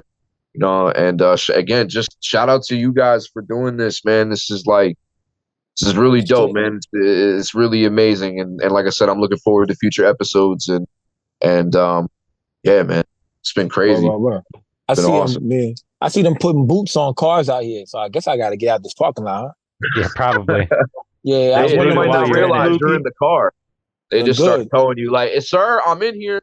Like, Yeah, hello. my window is down, so they see me in there. They looked at me. They just pulled up and they boot in this car right here. I don't know, man. Fuck them. But anyway, bro, you are a smorgasbord of music.